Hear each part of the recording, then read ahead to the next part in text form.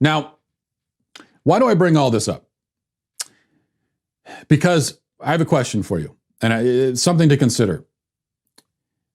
Take a hypothetical person living in Clay County, Kentucky.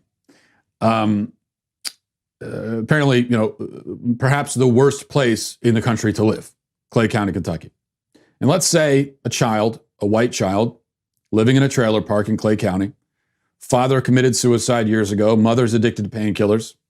Household income is $18,000 a year. In a good year. He lives in a 2-bedroom trailer in a low-lying area, susceptible to flooding. According to New York Times Magazine, he has maybe the worst quality of life of anyone anywhere else in the country. Now, this is a hypothetical example, but it represents the situation that a great many children in that part of the country are in. There's nothing absurd about this hypothetical. It's not far-fetched by any means. And now the question, in what sense, in what possible sense, in what specific sense, could we say that this child is privileged? We hear a lot about white privilege. We hear that all white people everywhere in the country are the beneficiaries of this privilege.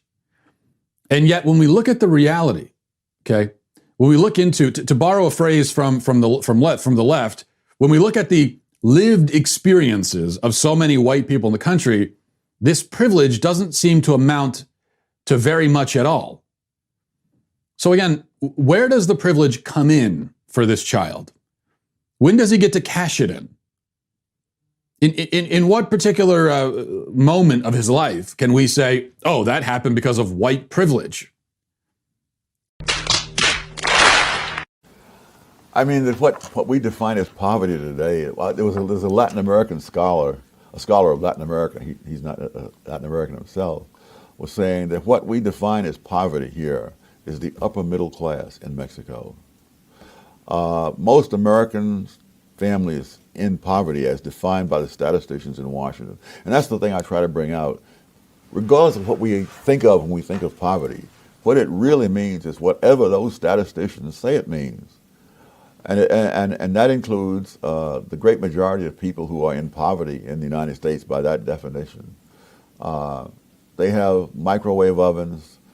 They have central air conditioning. I mean, I was in my 40s before I had a window air conditioner, but the idea of central air conditioning.